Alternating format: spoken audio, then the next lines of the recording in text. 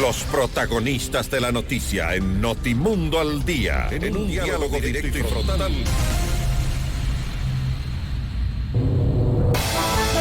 6:28 de la mañana, momento de la entrevista aquí en Notimundo al Día. Vamos a conversar con Ana Lucía Martínez, doctora y docente universitaria que ya nos acompaña en el estudio. El tema, el debate del Código de la Salud sobre el aborto por emergencia obstétrica. Doctora, gracias por madrugar con nosotros. Muchas gracias. Buenos días con toda la audiencia. Doctora, buenos días. Continúa el debate en segunda instancia sobre el Código de la Salud en la Asamblea Nacional. Sin embargo, es preocupante que esta normativa que se inició allá por el 2012 se haya extendido en el tiempo hasta estos días y se continúa recogiendo aportes para su construcción. ¿Cuál es su visión al respecto? Bueno, como usted bien dice, en esto vamos más de 7 años sin una normativa que legisle sobre el tema de salud específicamente. Los debates han sido incansables, han pasado por diferentes instancias y ahora finalmente hemos llegado a un punto donde ya se están discutiendo directamente cómo están estructurados los libros, cuáles son los capítulos que incluye, y este específico que trata sobre el tema de las emergencias obstétricas y la relación de estas con los abortos que se producen en el país es de especial importancia. Bueno, aquí hay dos posturas muy importantes. Una de ellas, el precautelar, el luchar por la vida del bebé, los derechos del no nacido. Pero también está el otro lado, aquella joven que ya muchos expertos han dicho los problemas, los traumas que tiene, aquella joven que es violada también. Son dos posturas bastante complicadas y por ello el tema es muy polémico. Doctora, usted maneja cifras. Cuéntenos de los números. ¿Qué dicen sobre el tema precisamente de las violaciones? Claro que sí, tenemos algunos datos importantes que es muy importante compartirlo con la ciudadanía. En los últimos 3 años, 13.969 mujeres fueron violadas. Esto nos da aproximadamente un promedio de 11 violaciones por día. La fuente es la Fiscalía General del Ecuador. 20.052 niñas menores de 14 años parieron en Ecuador entre el 2018 y el 2008. Todas fueron atendidas en el sistema de salud y la única respuesta que recibieron fue la de continuar con el embarazo. Esta información proviene del INIC. Esto quiere decir que aproximadamente 7 niñas menores de 14 años dan a luz de un violador todos los días y 7 niñas menores de 14 años abortan. Finalmente, 515.983 adolescentes, es decir, jóvenes de entre 15 y 19 años, parieron en los últimos 10 años. El 25% de estas adolescentes se embarazó producto de violencia sexual y esto, según nos cuenta la encuesta de relaciones de género del INEC del 2011. Además de eso, hay que tener en cuenta que de acuerdo al estudio de costos de omisión, 2 de cada 3 embarazos en el Ecuador son no intencionados y esto nos cuenta el Ministerio de Salud Pública del Ecuador. Cifras bastante fuertes y sin duda que nos conmueven. Una de ellas que usted mencionó, 7 niñas menores de 14 años dan a luz de un violador todos los días y 7 niñas menores de 14 años abortan. Así es. ¿De dónde salen estas cifras? Bueno, estas cifras salen especialmente de los datos que se recogen producto de las atenciones que se dan en el Ministerio de Salud. Es decir, hablamos también de que estas niñas acuden a los servicios públicos de salud y justamente creo que aquí es importante destacar el papel fundamental que juega el Sistema Nacional de Salud en la atención y en la prevención de estos casos con esta población en específico. Entonces, la entrada al sistema, cómo nosotros podemos identificar que esta realidad existe, generalmente suele ser a través del sistema de salud.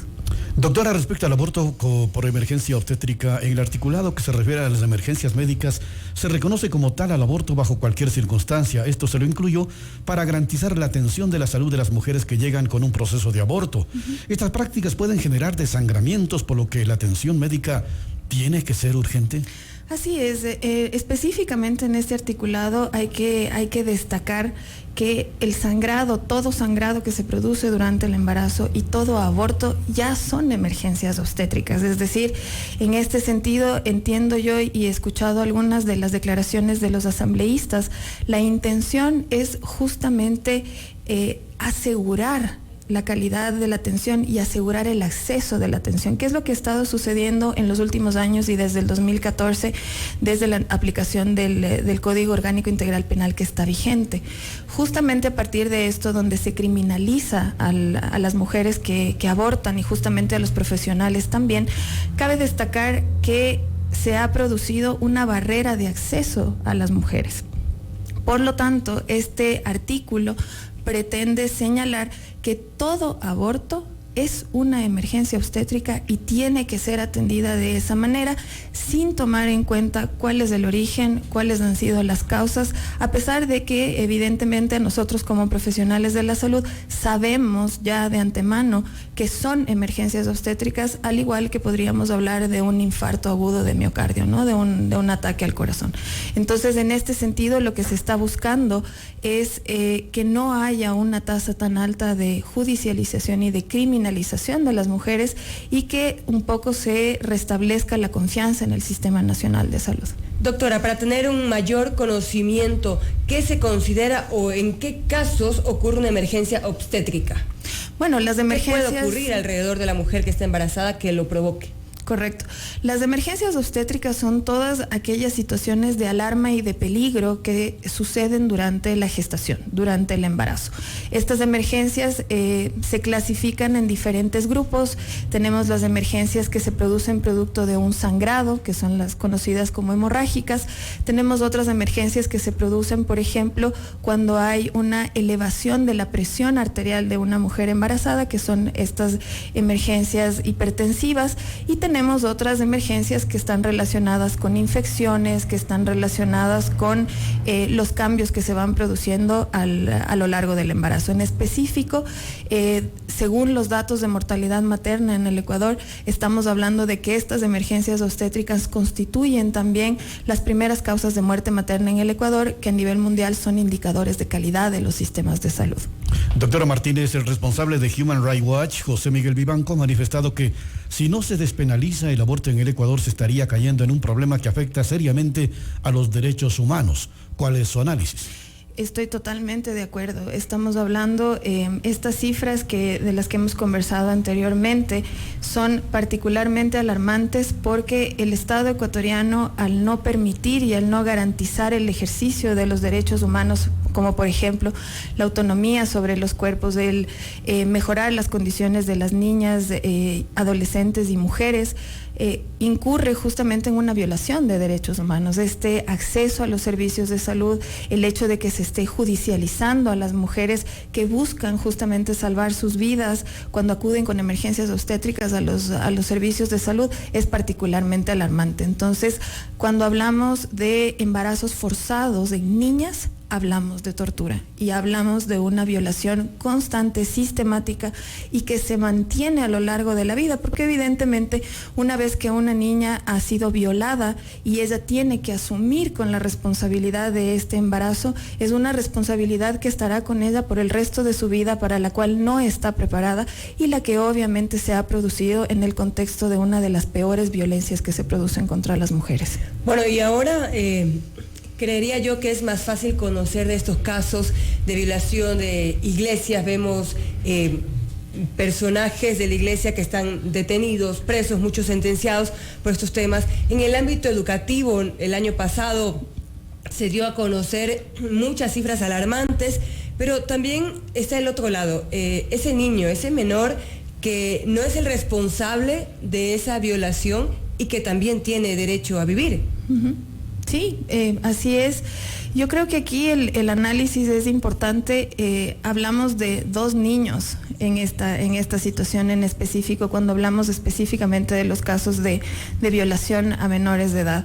Y en ese sentido hay que aclarar que el que se pueda despenalizar el aborto en casos de violación en el Ecuador no quiere decir que se va a obligar a las mujeres a interrumpir esos embarazos que han sido producto de violencia. Esto seguirá estando como parte del ejercicio de la autonomía sobre los cuerpos de estas mujeres, pero yo también creo que hay que pensar no solamente en la vida, solamente como la vida, hay que pensar en la calidad de vida también.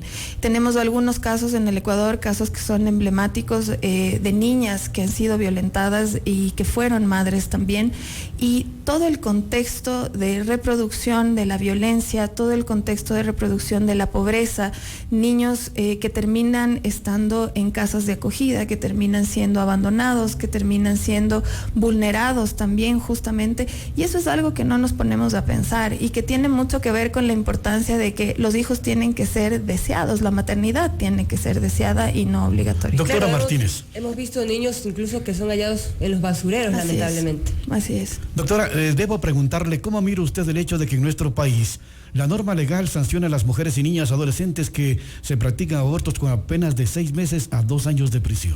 A mí me parece terrible. Creo que a pesar de que el Ecuador tiene una legislación de avanzada en algunos temas, en esto específicamente nos pone en un retroceso de derechos humanos terrible. Es imposible pensar que una mujer que ha llegado a esta decisión de interrumpir un embarazo por las causas las más frecuentes que hemos conversado, no sienta la seguridad suficiente de poder acudir a un servicio de salud, porque además de eso es un servicio de salud que la revictimiza, que vuelve a violentarla y que además de eso la denuncia. De todas estas denuncias que tenemos de mujeres judicializadas que desde el 2014 alcanzan 187 casos, sabemos que del 80 al 90% de esos casos fueron mujeres denunciadas por los profesionales de salud. Eso es gravísimo, eso es algo terrible, porque se contrapone justamente con los principios bioéticos y los principios vocacionales y profesionales de la profesión médica, que son salvaguardar la confidencialidad y mantener el secreto profesional. Doctora, pero el hecho de que dentro del Código de la Salud se añada el aborto por emergencia obstétrica, ¿no abre esto la puerta para que las jóvenes que tienen un embarazo no deseado lo puedan provocar y así abortar? Yo la verdad creo que no. Creo que más bien, como les decía anteriormente, esto lo que hace es una aclaración de algo que ya está establecido. El aborto y el sangrado durante el embarazo son ya de por sí emergencias obstétricas que están establecidas. ¿Una joven lo puede provocar? Lo puede provocar, es decir, las causas pueden ser múltiples, puede ser autoinfligido. Sin embargo, es muy difícil determinar si es que ha habido esta intención y distinguirlo efectivamente, a diferencia de lo que muchas personas piensan, distinguirlo efectivamente de un aborto espontáneo, que esto es totalmente fisiológico. Esto suele suceder. Un alto porcentaje de los embarazos que no llegan a feliz término, ¿no es cierto?, terminan en aborto y se consideran emergencias obstétricas. Entonces, este artículo del Código Orgánico de la Salud lo que hace es recordarles a los médicos lo que los médicos ya sabemos. El aborto siempre ha sido una emergencia obstétrica. El aborto provocado, además de eso quiero recalcar que el aborto provocado no existe como diagnóstico en los registros del CIE-10, que es donde se encuentran registradas todas las patologías. Quiero cerrar solo esta entrevista, doctora, consultándole las cifras de mujeres judicializadas por este tema de aborto, unas cifras muy rápidas, por favor, doctora.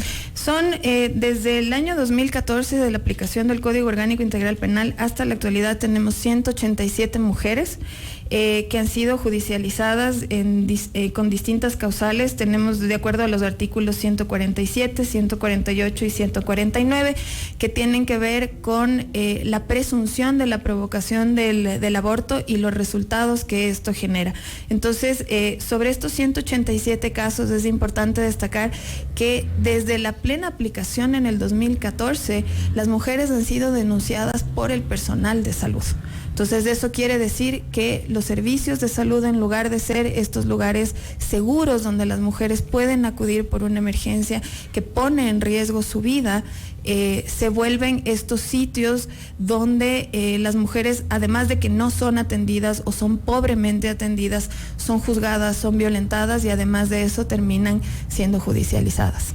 Queremos agradecer el punto de vista de la doctora y docente universitaria Ana Lucía Martínez, quien nos ha dado su apreciación respecto al debate del Código de la Salud sobre el aborto por emergencia obstétrica. Doctora, gracias por acompañarnos esta mañana. Muchas gracias a ustedes. Esto es Notimundo, siempre bien informados. Visita nuestro nuevo portal www.fmmundo.com.